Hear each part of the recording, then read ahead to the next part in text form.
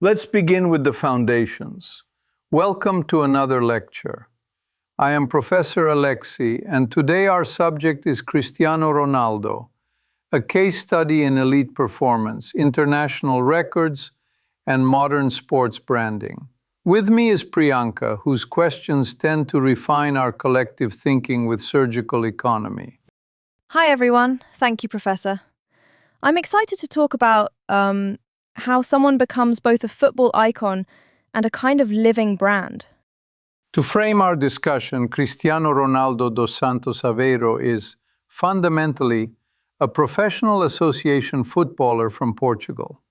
He is widely regarded as one of the greatest players in history, and in this context we examine him as a forward, a role optimized for scoring and creating goals. A forward, that is to say, operates at the tip of the tactical structure. He began as a winger of notable dribbling capacity, later evolving into a penalty box specialist with exceptional aerial timing. We also need a few terms. A cap is an official appearance for a national team. The UEFA Champions League is Europe's premier annual club competition, and its statistical records, to which Ronaldo has contributed decisively, function as a de facto global benchmark. The Ballon d'Or is an annual award recognizing the best male footballer. Here Ronaldo has 5. We observe that these terms interlock. A forward accumulates goals. Caps index international longevity. The Champions League aggregates performances against elite opposition, and awards synthesize output into narrative recognition. So I guess to connect those, he scores at club level, he shows up for Portugal many times, and then those two spheres reinforce each other in awards and reputation. Precisely.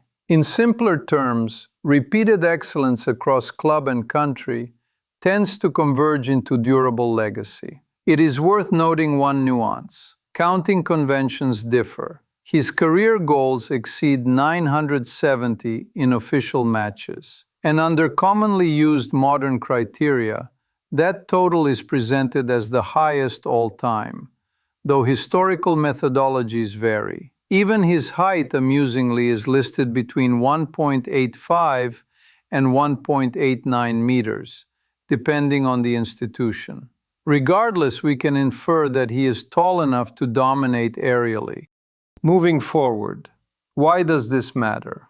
Ronaldo's impact is twofold. First, in football's competitive architecture, he is the all-time top scorer in the Champions League and the European Championship, and he holds the men's international records for caps, goals, and victories for Portugal. Second, in the political economy of sport, he is among the most marketable athletes on earth, with over 1 billion social followers and earnings leadership in recent years. By 2026, he is listed as a billionaire and ranked among the highest-paid athletes historically.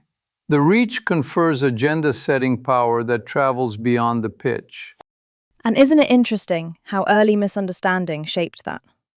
He was, booed in England after the 2006 World Cup, and he had near misses with other clubs before Manchester United. The pathway was not inevitable, but he turned adversity into output. 2 quick basic facts. First, the nickname CR7. It is his initials plus the number 7 shirt at Manchester United, and it became a global brand identity. Boots, apparel, digital channels, the whole thing. Second, nationality. He is Portuguese, from Madeira, and he captains Portugal, leading them to Euro 2016 and Nations League titles in 2019 and 2025. So, leadership and national symbolism are kind of baked in. And 2 chronological anchors. He was born in February 1985 in Funchal, Madeira, and raised in modest circumstances. We observe in the record that he left for Lisbon at age 12 to join Sporting CP's academy.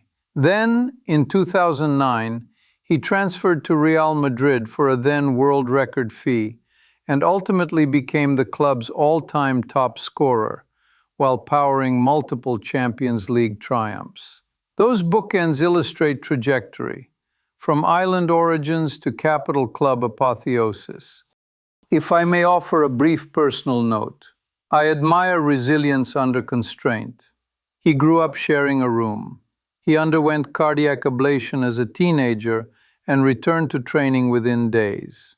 He retooled his style mid-career to remain productive. In chess terms, he converted from flamboyant gambits to endgame precision. Fewer flashy sacrifices, more decisive mating nets. This brings us to three questions. First, a historical query. Why did Arsenal not finalize his transfer? Second, a counterfactual. What if he had joined Arsenal? Third, an open inquiry. How will his career shape future talent formation and athlete branding? Let us proceed to the first. Historically, interest from Arsenal was real. Ronaldo visited their stadium and met Arsene Wenger in late 2002. Liverpool were attentive as well. Yet the deal did not materialize. Meanwhile, Manchester United faced him in August 2003 at the inauguration of Sporting CP's new stadium. United's senior players urged Sir Alex Ferguson to act immediately, and within days United paid around £12 million, a record fee in England for a teenager. The timeline here is critical. The decision window compressed from months to hours. I'm curious about Arsenal's side of the decision. Was it mostly finances, or was it like risk tolerance, or just timing colliding with United's sudden push? We can infer multi-factor causality. Financially, a teenager at a record fee exerts pressure on a wage structure. Arsenal were notably disciplined, and United could absorb the risk.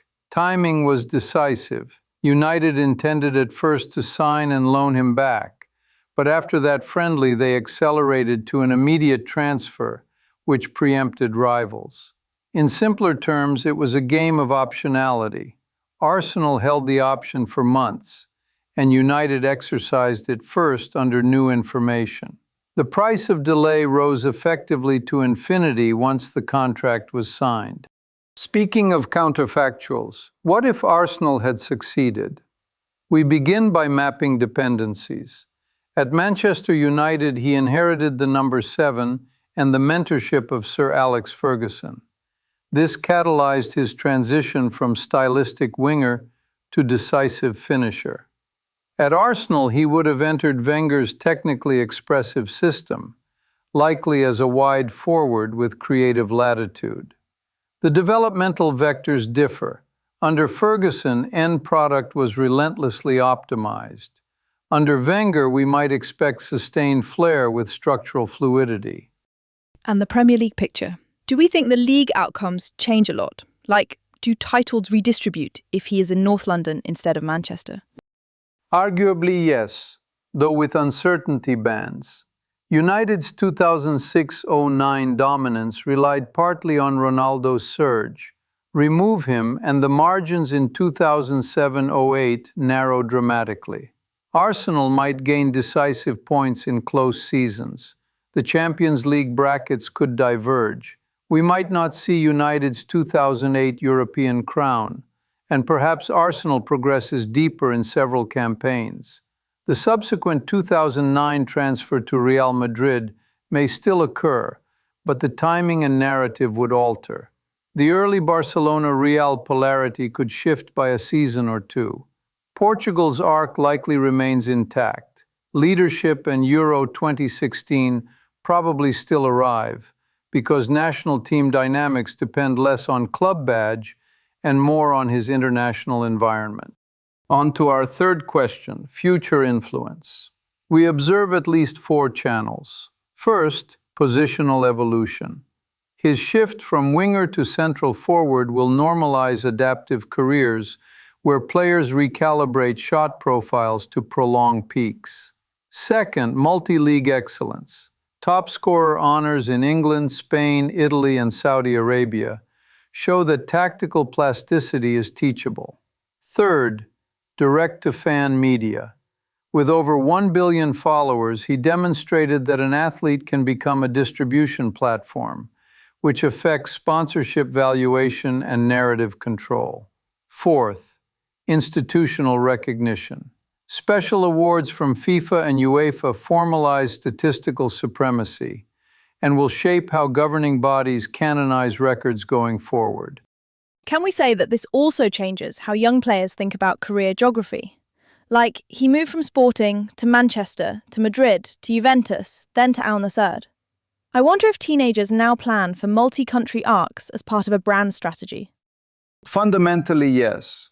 Late career moves can merge competitive aims with market expansion. His post-2022 shift to Al Nassr illustrates that elite output can coexist with strategic entry into a growing football ecosystem. In 2025-26, he captained the club and led them to a league title while maintaining scoring leadership. For emerging talents, this suggests a portfolio model: early development in rigorous European systems, mid-career optimization at dominant clubs, late-stage value capture where their brand catalyzes league visibility. I'm curious about role models. We do not need to name specific teenagers, but are coaches explicitly citing Ronaldo when they talk about professionalism, fitness, and social media discipline? Coaches often reference him as a benchmark for consistency and adaptation. They point to a volume of appearances exceeding 1,300 for an outfield player, and they highlight micro-themes like recovery, aerial technique, and economy of movement in the box. From a media standpoint, academies increasingly train players to manage digital presence. Ronaldo's scale provides quantitative proof that follower counts, engagement rates, and sponsor fit can influence contract structure and even league selection. There is a research agenda here, modeling how platform reach affects marginal commercial revenue and, in turn, the athlete's bargaining leverage. And a quick human note. His mother once said their family was so poor she had considered an abortion. And he also had that heart procedure as a teenager. It makes me wonder whether resilience training should be part of youth development, not just drills and tactics. It is crucial to understand that psychological robustness is not ancillary, it is structural.